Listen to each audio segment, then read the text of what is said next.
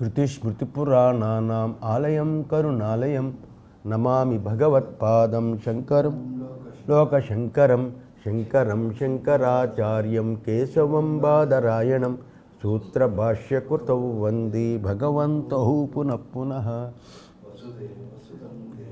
వంశచాణూరమర్దనం దేవకీ పరమానందం కృష్ణం వందే జగద్గురుం. ఏ రకంగా అయితే భగవంతుడైన వాసుదేవుడికి క్షత్రియ ధర్మ వ్యాపారము జ్ఞానముతో పాటుగా అనుష్ఠానం కాలేదో, ఎందుకంటే భగవంతుడు నిత్యముక్తుడు, అందువల్ల అతనికి వర్ణాశ్రమ కర్మలు నిజంగా ఉన్నాయని కానీ వాటి సంబంధం నుండి జ్ఞానం అతనికి ముక్తిని ప్రసాదిస్తుందని కానీ సముచ్చయ వాళ్ళు కూడా ఒప్పుకోరు. అందువల్ల ఏ రకంగా అనుష్ఠానం కాలేదు క్షత్రియ ధర్మ వ్యాపారం, అది స్మార్థకరం కదా క్షత్రియుడికి.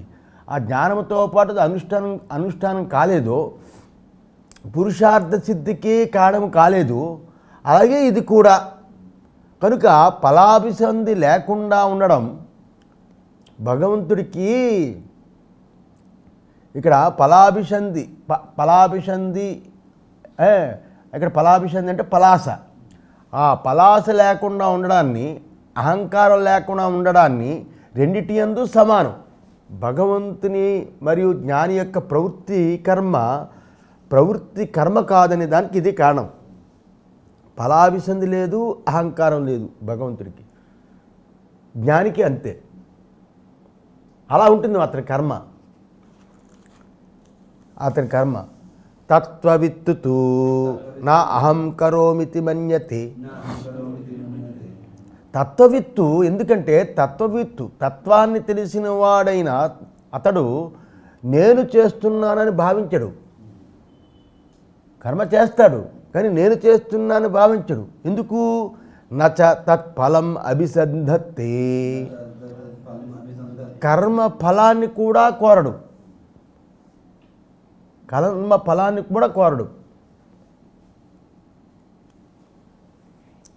యథాచ స్వర్గాది కామార్దిన అగ్నిహోత్రాది కామసాధన అనుష్ఠానాయ ఆహితాగ్నే కామ్యయేవ అగ్నిహోత్రాదౌ ప్రవృత్తస్య సామీకృతే వినష్టే అపి కామే తదేవ అగ్నిహోత్రాది అనుష్ఠిష్టతః అపి నత్ కామ్యం అగ్నిహోత్రాది భవతి. దానికి భాష్యకారులు ఒక ఉదాహరణ చెప్తున్నారు. ఆత్మజ్ఞాని తాను చేస్తున్నానని భావించడు, కర్మఫలాన్ని కూడా కోరడు. ఉదాహరణకి ఎవడైనా స్వర్గాది కామార్థి అయి, ఇక్కడ కామం అంటే కోరబడినటువంటి వస్తువు. ఇక్కడ స్వర్గాది కామార్థి అంటే ఇక్కడ కామము అంటే కోరబడినటువంటి వస్తువు. స్వర్గము మొదలైన వాటిని ఆ కామాల్ని కోరుకునేవాడు. అలాంటి స్వర్గాదిలు మొదలైన వాటిని కోరుకున్నవాడు అగ్నిహోత్రాది కర్మలు చేయడానికి అగ్నియాదానం చేస్తాడు. అగ్నియాదానం చేసుకుని అనుష్ఠించడానికి త్రేతాగ్నిని ఉంచుకుంటాడు. అలా ఉంచుకొని కామ్యమైన అగ్నిహోత్రాది కర్మల యందే ప్రవర్తిస్తూ ఉంటాడు. ఏది? స్వర్గాన్ని కోరుకుంటున్నాడు కదా, కామ్యమైన అగ్నిహోత్రాది కర్మల యందే ప్రవర్తిస్తూ ఉంటాడు. అలా ప్రవర్తిస్తున్నవాడే సగం అనుష్ఠించి అయింది, కొంతకాలం అనుష్ఠించడం అయింది.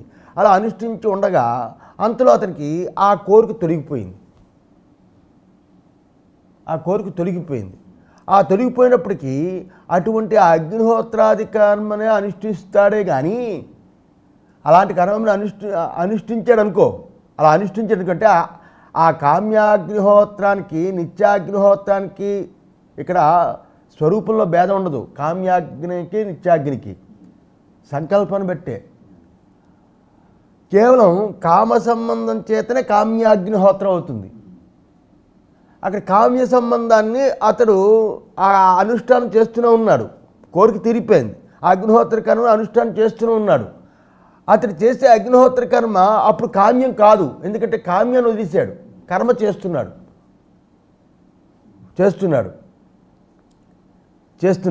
అంటే ఏంటి? అజ్ఞానం చేత పుట్టిన అహంకార ఫలాభిసంధితో కూడిన కర్తృత్వం అది లేకపోవడం చేత ప్రవృత్తి ఆభాసే అవుతుంది. అది కర్మ చేసినా అది కర్మ కాదు, అకర్మయే. అలాంటి అగ్నిహోత్రాధికం కామ్యం కాదో అలాగే అటువంటి తత్వవేత్త యందు కూడా కర్మ కాదు, అది కర్మ కాదు అని అర్థమైందా? ఎందుకంటే అకర్మగా ఉంటుంది. కర్మ చేస్తే కామ్యం లేనప్పుడు కర్మ చేసినా అది కర్మ కాదు, తత్వవేత్త చేసింది. అందువల్ల ఈ రకంగా ఉదాహరణ ఇచ్చాడు. లోకంలో అగ్నిహోత్రాది కర్మలు చేసిన వాడికి ఫలం చేకూరిందనుకో, కామ్యంతో చేశాడు, ఫలం వచ్చేసింది, అయినా కర్మ పూర్తి అవ్వాలి కదా. కర్మ పూర్తి చేసినా అక్కడ కామ్యార్థం ఉండదు, నిష్కామంగా కర్మ చేస్తాడు. అలా తత్వవేత్త చేసేది కూడా కర్మ కాదు. తథాచ దర్శయతి భగవాన్, ఆ విధంగానే భగవంతుడు కూడా చూపిస్తున్నాడు. ఏమని? కుర్వన్నపి నలిప్యతే నకరోతి నలిప్యతే ఇది తత్ర ఆ రకంగానే భగవంతుడు కూడా చూపిస్తున్నాడు. చేస్తున్నా కూడా అంటుకోడు. కుర్వన్నపి నా లిప్యతే, చేస్తున్నప్పటికీ కూడా అంటుకోడు. నా లిప్యతే 5:7 నా కరోతి నా లిప్యతే, చేస్తున్నా కూడా చేసేవాడు కాదు, అంటాడు అని మళ్ళా 13వ అధ్యాయంలో 31 చెప్తాడు. ఇది తత్ర అక్కడక్కడే ఇలా తెలియజేస్తున్నాడు టిప్పణి. అందువలన కర్మ వలె కనిపిస్తుంది. ఒకవేళ గృహస్థుడిగా మీడిపోయాడు అనుకో, అగ్నిహోత్ర కర్మలు చెయ్యాలి కదా. జ్ఞానం కలిగిందని గృహస్థుడిగా యజ్ఞోపశిఖ అవన్నీ ఉంటుండగా అగ్నిహోత్రాది కర్మలు వదలకూడదు కదా. అందులో కర్మ వలె కనిపిస్తుంది వాడు చేసేది. అలా కర్మ వలె కనిపించే ప్రవృత్తి ఉన్న మాత్రం చేత జ్ఞానికి సముచ్చయం చెప్పడానికి సాధ్యం కాదని అర్థం. అది సముచ్చయం చెప్పడానికి సాధ్యం కాదు అని. అందువల్ల కర్మలయందు ప్రవృత్తి దర్శనం మాత్రం చేత జ్ఞానికి సముచ్చయం కుదరదు అని. ఇలా ఇక్కడ వివరణ ఏంటంటే, నామరూప కర్మల సంబంధం ఆత్మకు ఉండనే ఉండదు. అందుచేత అటువంటి జ్ఞాని కర్మ చెయ్యాలా లేకపోతే విడిచిపెట్టాలా అనే ప్రశ్న భాష్యకార సిద్ధాంతం యందు తలెత్తకూడదు. జ్ఞాని అనేవాడు కర్మ చెయ్యాలా వదిలిపెట్టాలా అనే ప్రశ్న భాష్యకార సిద్ధాంతంలో తలెత్తకూడదు అక్కడ. ఎందుకు అంటే వారు చెప్పే సన్యాసము తీసుకోవడానికి లేదా విడవడానికి వీలైన ఒక క్రియ కాదు సన్యాసం. అది ఇక్కడ గుర్తుంచుకోవాలి. ఆత్మీయందు ఏ కర్మ కూడా లేదు, ఏ కర్మ కూడా ఉండదు కదా. ఆత్మీయందు ఏ కర్మ ఏ క్రియ ఉండదు అనే దాన్ని తెలుసుకోవాలి. ఇది వేదాంతం. అలా తెలుసుకుని తనకి సంబంధించి ఉన్న కర్మలన్నిటినీ విడవాలి. శరీరం నందు ఉన్నప్పుడే తాను ఏ కర్మను చెయ్యడం లేదు అని జ్ఞానాన్ని సంపాదించుకోవాలి. శరీరం యందు ఉన్నప్పుడే ఏ కర్మ తాను చేయటం లేదు, వస్తుంది మంత్రం గుణేషు వర్తంతే అని.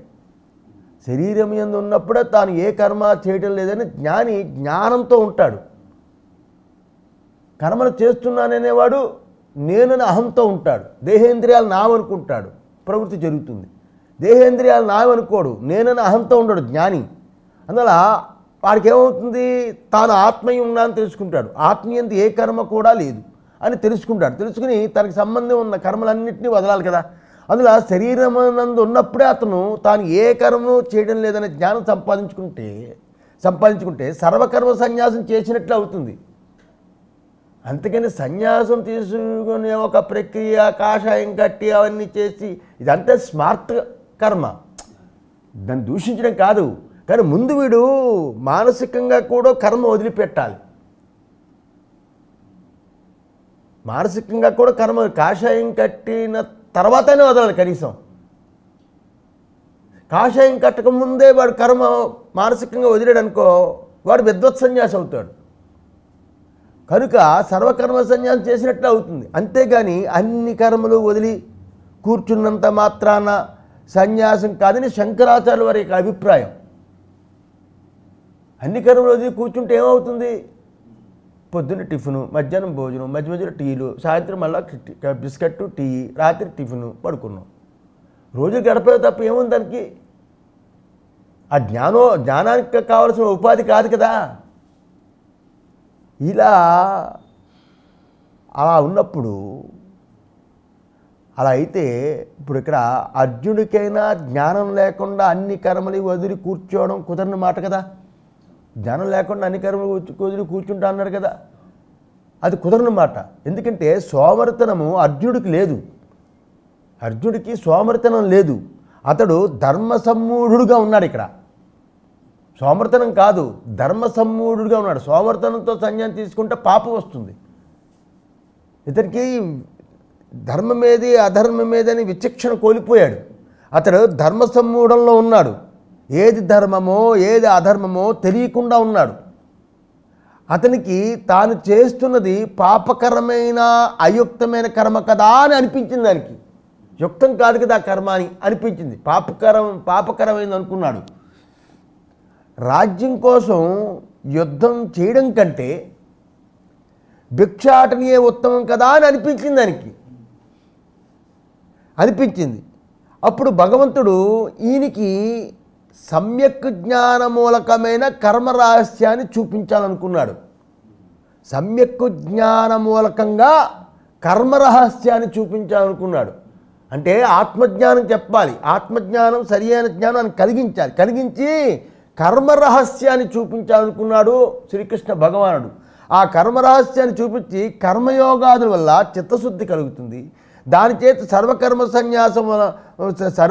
సన్యాసం వల్ల వచ్చే పరమ పురుషార్థం ఏదైతుందో అది చూపించడానికి బయలుదేరాడు కృష్ణుడు. అది ఇక్కడ ప్రక్రియ.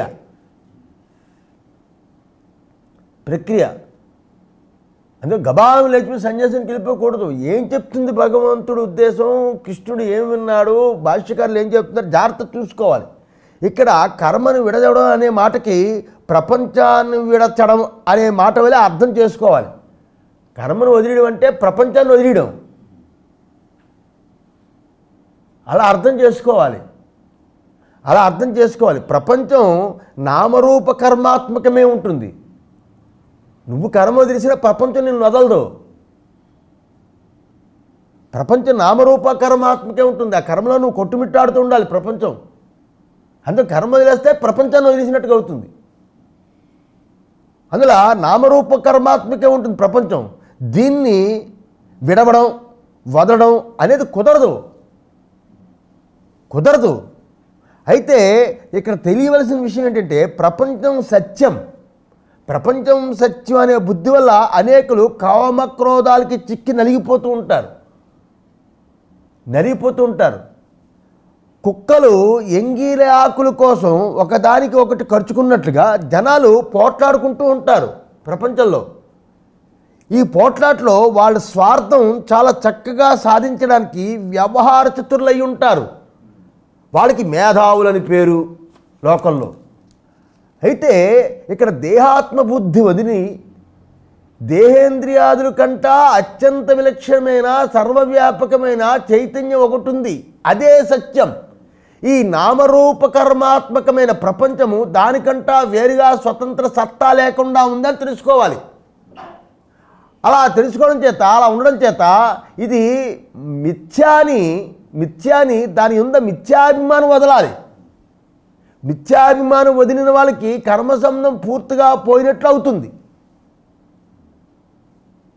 దీని పేరు సన్యాసము అని పేరు. అంతేగాని సన్యాసం తీసుకుంటే ప్రపంచంలో దేవాలయాలు హిమాలయాలు దగ్గర నుంచి మొత్తం అంతా మ్యాప్ అంతా వేసుకుని మళ్ళా తిరుగుతూ ఉంటాను, గొడ్డి చాకరీ చేస్తే గాడిదిలాగా అంటే కాదు. ఇక్కడ పరివ్రాజ్యం అంటే తిరగడం అని కాదు. పరతః వ్రజతేతి పరివ్రాజ, బ్రహ్మం యందు చరించడమే పరివ్రాజం. పరివ్రాజం అంటే తినడం కూడా ఉంది. ఎందుకు? స్మృతుల్లో చెప్పింది. పట్టణాల్లో అయితే 3 రోజులు, గ్రామంలో అయితే 1 రోజు. తిరుగుతున్నప్పుడు ఏం చెప్పాలి? వేదాంత తప్ప ఇంకేం మాట్లాడకూడదు, తిరుగుతూ ఉండాలి. భిక్షాటన కోసమే. ఇలా అది ఎవరికి? ముముక్షులకి. అనికేత స్థిరమతి, నికేతం లేకుండా ఉండడానికి, అంటే ఇల్లు అది లేకుండా ఉండడానికి. జ్ఞానం కలిగిందనుకో ఇక్కడ కైలాసాశ్రమం పెద్ద లాగా, లేకపోతే శివానంద స్వామివారిలాగా, అలా అయితే స్వర్గాశ్రమం ఆయనలాగా, అలాగా ఒక దగ్గర ఉండిపోవచ్చు. జ్ఞానంతో రమిస్తూ ఉంటుంది. ఇది అందువల్ల జ్ఞానం అంటే నిగమ నిరుక్త వ్యాకరణాల ద్వారా చేసుకున్న జ్ఞానమని భ్రమపడకూడదు. ఆత్మస్వరూపాన్ని మనమే నేరుగా అనుభవించడమే ఆత్మజ్ఞానం. ఆత్మస్వరూపం అంటే మనం నేరుగా అనుభవించడమే ఆత్మజ్ఞానం. మధ్యలో మళ్ళీ ఇంకా ఏమీ ఉండకూడదు. ప్రమాణం ఉండకూడదు, వ్యక్తులు ఉండకూడదు. నువ్వు వచ్చారా ఇప్పుడు నాకు అనుభవం గుర్తొచ్చింది అనకూడదు. వాళ్ళు లేకపోవడం అనుభవం. కనుక అటువంటి ఆత్మజ్ఞానం కలిగితే ఆత్మ విషయమైన మిథ్యాజ్ఞానం అంతా సంపూర్ణంగా పోతుంది. కర్మ అంటే ఏంటి? దేహేంద్రియాల వ్యాపారం. సరిగా విచారించి కర్మ అంటే ఏంటి? దేహేంద్రియాల వ్యాపారం. దీన్నే సరిగా విచారించి చూస్తే ఈ వ్యాపారాలన్నీ దృశ్యమైన దేహాదులు యందు ఉంటాయి. బాగా విచారించి చూసాం అనుకోండి, దేహేంద్రియాదులు నేనని భావం కాకుండా దేహేంద్రియాలు నాకు దృశ్యం కదా, కన్ను నాకు దృశ్యం కదా. కన్ను ఎవరికి దృశ్యం? చెవికా, ముక్కుకా, నాలుకా? ఎవరికి దృశ్యం? నేనుకు దృశ్యం. చెవి వినిపిలేదు, నేనుకు దృశ్యం. ఇవన్నీ ఇంద్రియాలు ఎవరికి దృశ్యం? ఆ నేననే దాంతో జాగ్రత్తగా విచారిస్తే ఈ దేహేంద్రియ వ్యాపారాన్ని దృశ్యమైన దేహాంద్రియాలు యందు ఉంటాయి. కర్మేంద్రియాలు, జ్ఞానేంద్రియాలు, శరీరం కదలికలు ఇవన్నీ దాని యందు ఉంటాయి. అలా ఉండడం చేత సాక్షిగా చూస్తున్న నేననే ఆత్మయందు ఏ కర్మ ఉండదు. ఆ దేహేంద్రియాలతో నేనని తగులుకున్నప్పుడే నేను అక్కడ కర్మ ఉన్నట్టుగా తప్పు తెలుగుతూ ఉంటుంది. విచారిస్తే సాక్షిగా చూస్తున్నప్పుడు ఆత్మీయంది ఏ కర్మ ఉండదు. దేహేంద్రియాలు దాని దృశ్యం. దీన్ని తెలుసుకున్నవాడు ఏ కర్మను చేస్తున్నా కూడా, ఏ కర్మ చేస్తున్నా కనబడినా కూడా నిజంగా అతని దృష్టిలో అకర్మే అవుతుంది. ఆత్మకర్మ చేయట్లేదు, దేహేంద్రియ మనోబుద్ధి చిత్తాహంకార కర్మ చేస్తున్నాయి. దాకా విచారిస్తే అదే తెలుస్తుంది. ఎవరికి సాంఖ్యబుద్ధికి గోచరించే పరమాత్మ స్వరూపం జ్ఞానం కలుగుతుందో, ఎవరికైతే సాంఖ్యబుద్ధికి గోచరించే పరమాత్మ యొక్క స్వరూప జ్ఞానం కలుగుతుందో అతడు నిత్య నిష్క్రియాత్మస్వరూపుడు. అలాంటి నిత్య నిష్క్రియాత్మస్వరూపం ఉండడం అనే పరమాత్మ సన్యాసం అందే ఉండిపోతాడు. ఇంకా సన్యాసం అని ఇప్పుడు రమణ మహర్షి సన్యాసం ఏం చేశారు? యజ్ఞోపేతం చేశారు, కూర్చున్నారు, జ్ఞానం కలిగింది. అది పరమాత్మ సన్యాసం ఎందే ఉండిపోతాడు. అది ఒక ప్రక్రియ కాదు, అది అనుభవంతో వచ్చిన ఒక అవస్థ. అయితే కర్మలయందు అభిమానాన్ని, కర్మలయందు సంఘాన్ని వదిలి ఆత్మజ్ఞానంతో తృప్తుడై దృష్ట అదృష్ట ఇష్ట అయిష్ట అనే సాధన ఆశ్రయరహితుడై అటువంటి జ్ఞాని నిష్క్రియ ఆత్మ దర్శనం గలవాడు అవడం చేత అతడు చేసే కర్మ నిజంగా అకర్మయే. తింటాడు కానీ ఆయన భోక్త కాదు. స్నానం చేస్తాడు కానీ ఆయన కర్త కాదు. తింటాడు, అది ప్రాణానికి అని తెలుసు వాడికి, ప్రాణధర్మం అని. అది స్టక్కప్పే ఉంటాడు. పాఠం వినేసి ఇది ప్రాణధర్మం, వచ్చావు దీనికి స్నానానికి వెళ్తే దీని ధర్మం అని బల్లి వేసుకోవడం కాదు. అది అనుభవాలు ఉండిపోతాడు.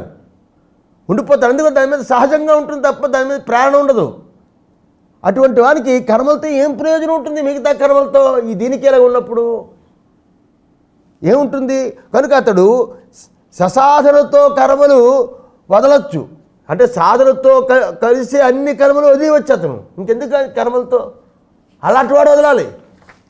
అయితే కర్మల్ని వెంటనే విడవడానికి సాధ్యం కాకపోవడం చేత, వెంటనే వదలలేం కదా, సాధ్యం కాకపోవడం చేత ఎవరికైనా ఒకళ్ళు అప్పుడేమో చేయాలి, లోక సంగ్రహంగా కర్మలు చేయాలి, లేదా పెద్దల నిందని తొలగించుకోవడం చేయాలి. ఏరా బడితిలో పెరిగావు, బద్దకడు నువ్వును, కూర్చి ఎంతకాలం తింటావురా అనే పెద్దల యొక్క నిందను తొలగించుకోవడం చెయ్యాలి, లోక సంగ్రహం గురించి చేయాలి. అంతే, కుటుంబాల కోసం చేయకూడదు.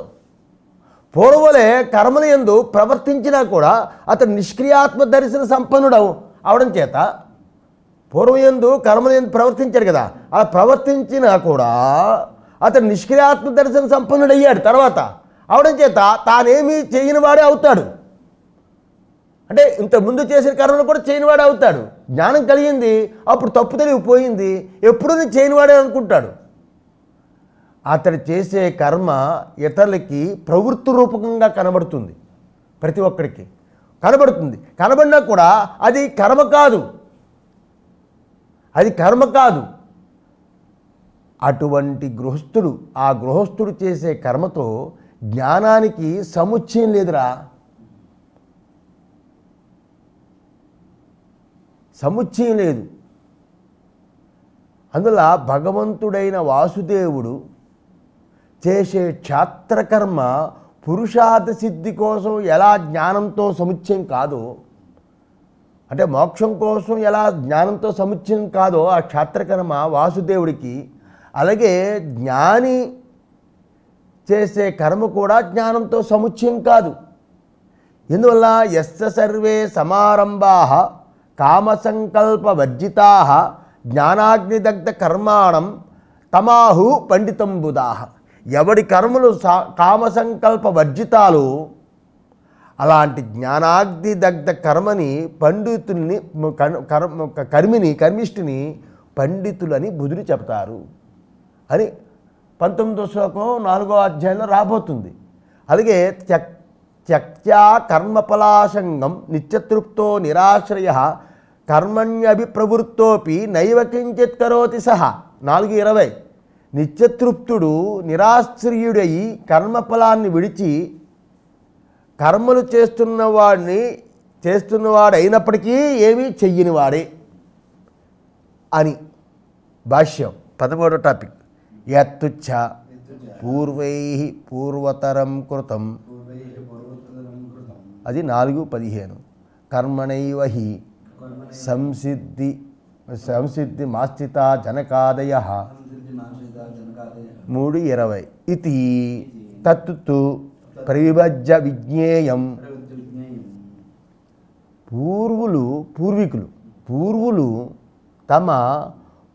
పూర్వులు చేసిన కర్మల్ని ఆచరించే కృతరార్థులయ్యారు కదా. 4:15. యత్తుచ్చ పూర్వై పూర్వతరం కృతం. పూర్వీకులు ఎవరైతే ఉన్నారో వాళ్ళు చేసిన కర్మలను ఆచరించే కృతార్థులయ్యారు కదా, అంటే మోక్షాన్ని పొందారు కదా అని 4:15లో వస్తుంది. దాని వివరణ చాలా బాగుంటుంది. కర్మణైవ హి సంసిద్ధి మాస్థిత జనకాదయ. పూర్వం జనకుడు అశ్వపతి మొదలైన మహారాజులు కర్మచేతనే మోక్షం పొందారు అని, అంటే కర్మచేతనే మోక్షం పొందడానికి ప్రవృత్తి అయ్యి ఉన్నారని. అంటే కర్మలు వదిలిపెట్టలేదు, జనకుడు వదలలేదు, అశ్వపతి వదలలేదు. కానీ జనక మహారాజు సభలోని అశ్వపతి సభలోని మహాజ్ఞానులు వచ్చి సభలు పెట్టించేవాడు. ఆ సభల్లో ఈ అధ్యాస భాష్యం గురించి ఏదైనా తేడా వచ్చిందనుకో అతను చెప్పాడు తప్పు ఇలాగ మాట్లాడాలని. జ్ఞాని కర్మలు రాజ్యాధికారాన్ని వదలలేదు, కర్మ అంటది రాజ్యాధికారం వదలలేదే, క్షాత్రధర్మం వదలలేదే అశ్వపతి ఆ జనకుడు ఇలాంటి వాళ్ళు. తత్తు ప్రవిభజ్య విజ్ఞేయం. ఈ విషయాన్ని విభజన చేసి దర్శించవలసి ఉంది. తత్కథం. అలా విభజన చేసి దర్శించుకోవాలి ఉందని విభజన చేసి దర్శించుకోవాల్సి ఉంది అని అన్నారు కదా. తత్కథం, అది ఎలా తెలుసుకోవాలంటే ఏది తావత్ పూర్వే జనకాదయః తత్వవిదః అపి ప్రవృత్తకర్మణః స్యు తే లోకసంగ్రహార్థం గుణేషు వర్తంతే ఇది జ్ఞానేన ఏవ సంసిద్ధం ఆస్థితాః కర్మసన్యాసే ప్రాప్తే అపి కర్మణా సహ ఏవ సంసిద్ధిం ఆస్థిత నా కర్మ సన్యాసం కృతవంత ఇది ఏష అర్థః. ఎలా తెలుసుకోవాలంటే చూడు, ఎలా తెలుసుకోవాలంటే ఇక్కడ పూర్వీకులైన జనకాదులు అంటే జనకుడు, అశ్వపతి ఇత్యాదులు, వాళ్ళు తత్వజ్ఞానులు, వాళ్ళు తత్వవిదహాపి తత్వజ్ఞానులు అయినప్పటికీ కూడా వాళ్ళు ప్రవృత్త కర్మణః స్యు, వాళ్ళు కర్మలందు ప్రవృత్తులై ఉన్నారు అని కనిపిస్తుంది. అలా వాళ్ళు మరి జనకాదులు తత్వవేత్తలైనా కూడా కర్మలందు ప్రవృత్తులై ఉన్నారు కదా అంటే సముచ్చయమా? కాదు, ప్రవృత్తే ఉన్నారు. ఆ ప్రవృత్తే ఉన్నారనే పక్షంలో వాళ్ళు లోక సంగ్రహార్థం అన్నాడు. లోక సంగ్రహం కోసం గుణేషు వర్తంతే ఇది జ్ఞానేనేవ. వాళ్ళు ఏం చేస్తున్నారు? ఇంద్రియాలు విషయాలతో ప్రవర్తిస్తూ ఉంటాయి. ఇంద్రియాలు విషయాలతో, ఇప్పుడు కన్ను చూడడం సహజం,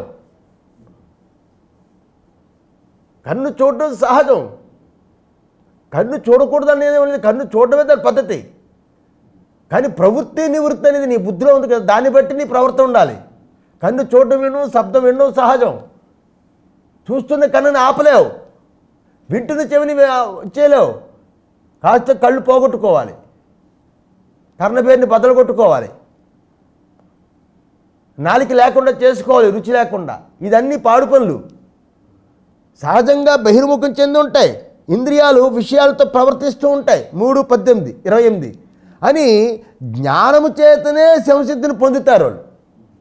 గుణేషు వర్తంతే, గుణములతో ప్రవర్తిస్తాయని జ్ఞానం కలిగింది వాడికి.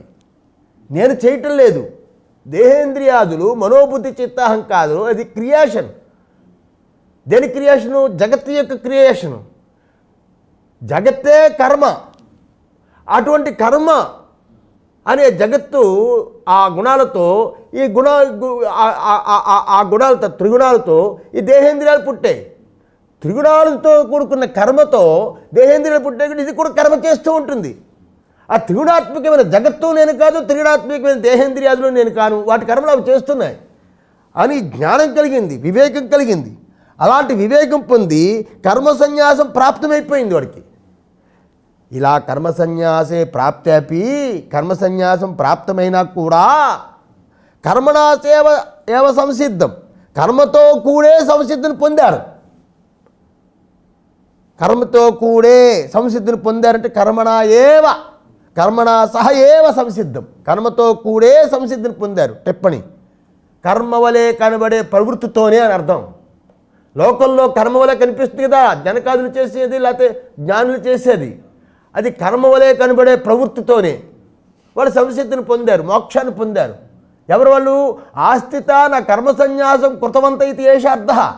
కర్మ సన్యాసాన్ని చేసిన వారు కాదు వాళ్ళు, నా కర్మ సన్యాసం, వాళ్ళు కర్మ సన్యాసం చేసిన వాళ్ళు కాదు అంటే ఏంటి? ఇక టిప్పణి. అందువలన ఈ పక్షంలో పై చెప్పిన భగవంతుడి లేదా కామ్యాగ్నిహోత్రం యొక్క దృష్టాంతము 2 చెప్పాం. ఈ 2 దృష్టాంతాల వల్లే సముచ్చయము లేదని సిద్ధమవుతుంది అని అర్థం. ఈ పక్షంలో భగవంతుడు చేసింది అది అర్థమవుతుంది. ఇంకా 2వ పక్షం చెప్తాను విను భాష్యకారులు. 2వ పక్షం అథ అంటే ఏక అంటే అలా కాకుండా అంటే 2వ అర్థం.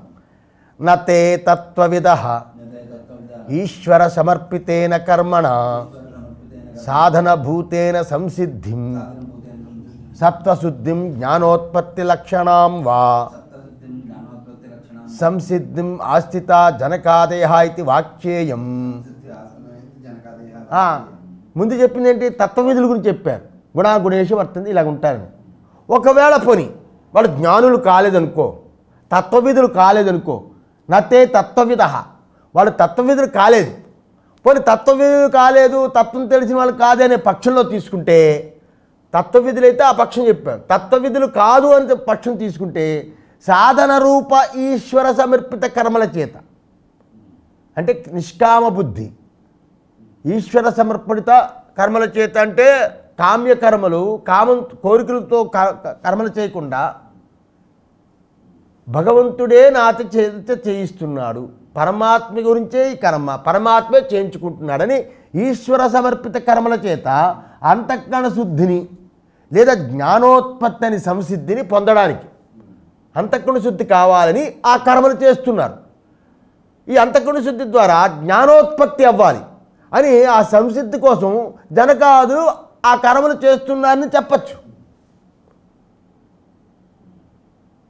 అప్పుడేమైంది?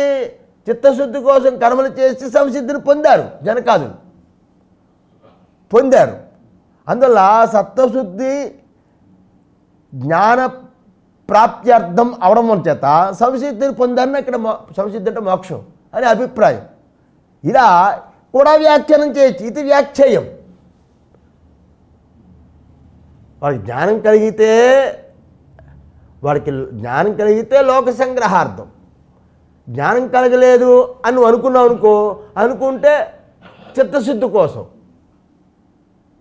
అలాగని అనుకోవచ్చు. జ్ఞానం కలిగింది కానీ పూర్తిగా పోలేదు, చిత్తశుద్ధి కలగాలి, చిత్తశుద్ధి కోసం చేశాడు. ఏతం ఏవ అర్థం వక్ష్యతి భగవాన్ సత్వశుద్ధి ఏ కర్మ కుర్వంతి ఇది. ఈ అర్థాన్నే భగవంతుడు చెప్పాడు. సత్వశుద్ధి ఏ కర్మ కుర్వంతి, చిత్తశుద్ధి కోసం కర్మలు చేస్తారు అన్నాడు. సత్వశుద్ధియే కర్మ కుర్వంతి 4:11 చిత్తశుద్ధి కోసం కర్మలు చేస్తారు అని ముందు చెప్పబోతున్నాడు. ఇక్కడ సంసిద్ధి అంటే పరమఫలమైన ముక్తి అనియే అర్థం చేయవలసిన అవసరం లేదు. ఇక్కడ సంసిద్ధి అంటే సందర్భాన్ని అనుసరించి అర్థం చేసుకోవచ్చు. ఎందుకంటే చిత్తశుద్ధి కలిగినా సంసిద్ధే, ఆత్మజ్ఞానం పూర్ణైనా సంసిద్ధే. చిత్తశుద్ధి కలిగితే నెక్స్ట్ జ్ఞానోత్పత్తి. అందువల్ల 2 అర్థాలు తీసుకోవచ్చు. ఇక్కడేమన్నారు? ఇక్కడ చిత్తశుద్ధి కోసం కర్మలు చేస్తారని ముందు చెప్పబోతున్నారు టిప్పణి. సత్వశుద్ధి జ్ఞానప్రాప్తి కోసం. సత్వశుద్ధి దేనికి? జ్ఞానప్రాప్తి కోసం. అందువల్ల సత్వశుద్ధి జ్ఞానప్రాప్తి కోసం ఉండడం చేత ఇక్కడ సంసిద్ధి అంటే 2 అర్థాలను చేసుకోవచ్చు అని అర్థం. అందువల్ల స్వకర్మణాతమభ్యర్చ సిద్ధిం విందతి మానవః ఇతి ఉక్త్వాత్ సిద్ధిం ప్రాప్తస్య చ పునః జ్ఞాననిష్టా వక్ష్యతి.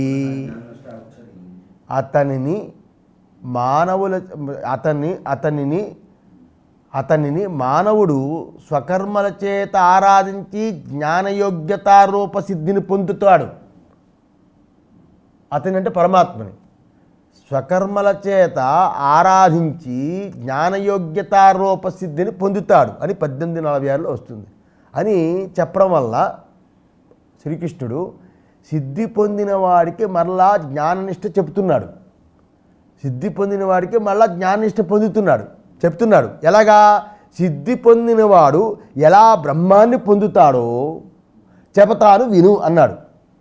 సిద్ధిం ప్రాప్తో యథా బ్రహ్మ అన్నాడు. సిద్ధిని పొందినవాడు ఎలా బ్రహ్మను పొందుతాడంటే, సిద్ధి అంటే ఇక్కడ ఏమైంది? చిత్తశుద్ధి మాట. అంటే సంసిద్ధి అంటే 2 అర్థాలు వాడాలి. సిద్ధిని పొందినవాడు బ్రహ్మను ఎలా పొందుతాడో చెప్తాను విను అంటే చిత్తశుద్ధి. సిద్ధిని పొందినవాడు ఎలా బ్రహ్మను పొందుతాడో చెప్తాను విను అని మొదలైన వాక్యాలు సిద్ధిని పొందిన వాడికి మరలా జ్ఞాననిష్టని చెప్పి ఉన్నాడు భగవంతుడు టిప్పణి. ఎందువల్ల సంసిద్ధి అంటే చివరి ఫలం. సంసిద్ధి అంటే చివరి ఫలమే. అందువల్ల తర్వాత పొందవలసింది ఏముంటుంది అనే ఆక్షేపానికి సమాధానం ఇచ్చాడు. సంసిద్ధి అంటే చివరి ఫలమే కదా, మోక్షమే కదా. అందువల్ల తర్వాత పొందవలసింది ఏముంటుందనే ఆక్షేపానికి సమాధానం ఇది. కర్మఫలము సత్వశుద్ధి, జ్ఞానప్రాప్తి, జ్ఞాననిష్టతో ముక్తి, వీటన్నిటినీ యథాసంభవంగా సిద్ధి అని పిలవచ్చని అర్థం. ఈ క్రమాన్ని ప్రస్తుత శ్లోకంలో జ్ఞాననిష్టకి తగిన యోగ్యత అని అర్థం తీసుకోవాలి. యోగ్యత వస్తుంది, యోగ్యత వస్తుంది, అది చాలా ఇంపార్టెంట్. అందులో సంసిద్ధి అంటే చివరి అనుభవం అని అర్థం. సంసిద్ధి అంటే చివరి అనుభవం. అందువల్ల దాని తర్వాత వేరే ఏ ఫలం వస్తుంది? ఇంకా చివరి అనుభవం, అనుభవమే, ఇంకా వేరే ఫలం ఏమొస్తుంది అని ఆక్షేపించుకొని సమాధానం ఇలా చెప్పారు. కర్మఫలం, చిత్తశుద్ధి, జ్ఞానప్రాప్తి, జ్ఞాననిష్ట. అనుభవిస్తే సరిపో కదా, నిష్ట ఉండాలి, జ్ఞాననిష్ట. అలాంటి జ్ఞాననిష్ట వల్ల పుట్టిన ముక్తి, ఆ ముక్తి అని సర్వం కూడా సంసిద్ధి శబ్దానితో చూపించాడు. ప్రస్తుత శ్లోకంలో జ్ఞాననిష్ట యోగ్యత ప్రాప్తియే తాత్పర్యం ఇక్కడ. అలా కర్మయోగంతో సర్వభావాలు ఈశ్వరుడికి సమర్పించడం ద్వారా సకల కర్మల్ని భగవంతుడి యందు ఉంచి ఆచరించే రూపమే చెప్పబడింది. ఈ సాధన చేత చిత్తశుద్ధి, జ్ఞానప్రాప్తి, సర్వకర్మ సన్యాసము. సర్వకర్మ సన్యాసం అంటే జ్ఞాననిష్ట. అది సర్వకర్మ సన్యాసం అంటే కాషాయం అని కాదు, ఇక్కడ జ్ఞాననిష్ట అనే క్రమంతో మోక్షానికి సాధనమైందని భగవంతుడు అడుగడుగునా చెప్తున్నాడు. అందులో జ్ఞాననిష్టాలక్షణ సన్యాస కర్మయోగోపాయ అన్నాడు. కర్మయోగోపాయం దేనికి? జ్ఞాననిష్టాలక్షణ సన్యాస. జ్ఞాననిష్టలో ఉండడమే సన్యాసం. సన్యాసం ఇది 13వ అధ్యాయం 24వ శ్లోక భాష్యంలో కర్మైవ యోగ సత్వశుద్ధి జ్ఞానోత్పత్తి ద్వారేణ అని ఇలా చాలా చాలా చాలా చాలా చోట్ల వస్తూ ఉంటుంది.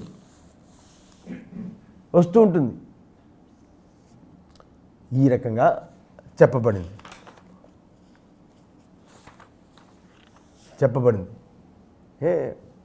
ఇంకా టైం ఉంది కదా, చెప్పబడింది. ఇప్పుడు ఇక్కడికి ఏం చేశారు? ఇంతవరకు సముచ్చయవాద నిరాకరణ చేశారు, అంతే కదా. ఇంత అర్థానికి ఏంటి? ఆఖరికి సముచ్చయవాద నిరాకరణ. జ్ఞానకర్మ సముచ్చయాన్ని భాష్యకారులు నిరాకరించి ఉన్న తత్వాన్ని ఇప్పుడు అధ్యయనం చేసేవాళ్ళు సులభంగా మనస్సుకి అర్థం చేసి అయిపోతుంది. ఎందుకు సముచ్చయాన్ని నిరాకరిస్తున్నారనేది ఇప్పుడు తత్వాన్ని అధ్యయనం చేస్తే అర్థంగా తెలిసిపోతుంది. ఈ ఆచార్యులు చెప్పే పరమార్థ సన్యాసం అనేది ఒక విధమైన సాధన కాదు. అది సాధన కాదు. ఆత్మయందు క్రియాకారక సంబంధం లేదనే పరమార్థాన్ని కనుగొనే జ్ఞాన విశేషమే ఉంది. ఆత్మయందు క్రియాకారక సంబంధం లేదనే పరమార్థం కనుగొనే జ్ఞాన విశేషమే ఉంది, కానీ వేరే ఇంకేం కాదు అది. అందులో సన్యాసం అంటే అది ఒక విధమైన సాధన కాదు, అది జ్ఞాన విశేషం. అందువల్ల అక్కడ జ్ఞానానికి కర్మకి ఏ సముచ్చయం కూడా కుదరడం లేదు. జనకాదులు కర్మని చేస్తున్నారు అని గీతలో చెప్పింది కదా. జనకాదులు కర్మలు చేశారని, క్షేత్రకర్మ చేశారు కదా. అలా చెప్పడం వల్ల జ్ఞానులైన వాళ్ళు కొందరు గృహస్థాశ్రమం ముందే ఉండి కనిపిస్తుంది లోకంలో. ఇప్పుడు ఎవడు జ్ఞానులు కాదు, గృహస్థాశ్రమం ఊరికినది. అది ఇప్పుడు ఆ కాలం. ఏది ఏ కాలం? అది వైదిక కాలం. ఆ కాలంలో అలా కనిపిస్తుంది. కాబట్టి జ్ఞానకర్మ సముచ్చయవాదానికి ప్రోద్బలం లేకుండా లేదని కొందరు భ్రాంతులు అవుతున్నారు. జనకాది వాడు కనిపిస్తుంది కాబట్టి జ్ఞానకర్మ సముచ్చయంకి ఏ ప్రోద్బలం లేకుండా లేదు, కనిపిస్తుంది కదా అని. అయితే నిజంగా జ్ఞానులైన వాళ్ళకి కర్మ ఉందని శాస్త్రంలో ఎక్కడ చెప్పదు, కర్మ ఉండదు. ఆ జనకాదులు లోక సంగ్రహం కోసం కర్మను చేస్తున్నారని ఇతిహాస పురాణాల యందు ఉంది. ఆది శబ్దం చేత అశ్వపతి, జనకుడు, యాజ్ఞవల్కుడు, యమధర్మరాజు, ఇంద్రుడు, మైత్రేయి, గార్గి, ధర్మవ్యాధుడు, విదురుడు, శ్రీరాముడు, శ్రీకృష్ణుడు మొదలైన వాళ్ళు వీళ్ళందరూ అందులో 1% కూడా మనం క్యారెక్టర్కి ఊహించకూడదు అలాంటి వాళ్ళు. అది ఎందుకు చెప్తుందంటే మనకు అహంకారం వచ్చేస్తుంది. కనుక జ్ఞాననిష్టతో కర్మ కానీ దాని ప్రయోజనం కానీ లేకపోవడం చేత ఇతరుల దృష్టిలో అతడు కర్మను చేసినట్లు కనిపించినా లోక సంగ్రహం కోసం చేసే అటువంటి కర్మ నిజంగా కర్మ కాదు. అందువల్ల అదంతా కూడా అతని దృష్టిలో బ్రహ్మమే ఉంది. అటువంటి ఆ కర్మాభాసంలో అతనికి కర్తృత్వం కానీ ఫలాభిసంధి కానీ ఉండనే ఉండదు. జ్ఞాని హృదయం అలా ఉంటుంది, ఉండనే ఉండదు. అందువల్ల కృష్ణావతారాన్ని చేసిన భగవంతుడు క్షాత్రధర్మాన్ని అనుసరిస్తున్నట్లు తన నీళ్ళలో చూపిస్తూ ఉంటాడు. అతను కూడా యుద్ధంలో దిగిపోయినట్టు, అతను కూడా కోపం వచ్చినట్టు అన్ని లీలల్లో చూపిస్తూ ఉంటాడు. శ్రీకృష్ణుడు చూపిస్తుంటాడు కదా. అలా చూపించినా కూడా ఆ కర్మని కానీ అతనికి మోక్షానికి సాధనమని కానీ ఎలా ఆస్తికులైన వాళ్ళు భావిస్తారా? భావించరు కదా. భావించరో భగవంతుడు భావించరో అకర్తాత్మజ్ఞానంతో కూడుకున్న జీవన్ముక్తులకి అలాగే జ్ఞానకర్మ సముచ్చయం ఉంది అని వివేకులు ఎవ్వరూ భావించరు. వాళ్ళు చేశారంటే వాళ్ళు చేసేది ఆదర్శప్రాయులు, లోకానికి ఆదర్శప్రాయాలు, రాబోయే జ్ఞానులకి ఆదర్శమవుతాడు. అంతే కదా. కర్మ చేస్తూ నాన్నగారు కింద కూర్చొని సంధ్యావందనం కర్మ చేస్తూ ఉంటే పిల్లలు వాళ్ళకు కూడా తెలియకుండా పంచపాత్ర తీసుకుని ఇలాగ అంటూ ఉంటారు. అక్కడి నుంచి కర్మ అలవాటు అవుతూ ఉంటుంది. ఒక ఆత్మజ్ఞాని అలా ఆదర్శం అవుతాడు, ఇంకొక జ్ఞాని తయారవడానికి ఆదర్శం అవుతాడు. కనుక ఎవడు ఇలా భావించరు. అందులో కర్మ సన్యాసం చేసిన జ్ఞాని అయితే అభిమానం లేనివాడు ఉండటం చేత శరీర స్థితి కోసం, అంటే ఆవశ్యకంగా చెయ్యవలసిన కర్మలు కూడా అతనికి సంబంధించి ఉండవు. శరీర స్థితి కోసం చేస్తాడు, అయినా సంబంధం ఉండదు అనేది ఇక్కడ సిద్ధమై ఉంది. అందువల్ల జ్ఞాని అయిన వాడికి కర్మ యొక్క సంబంధము అవసరము లేదు.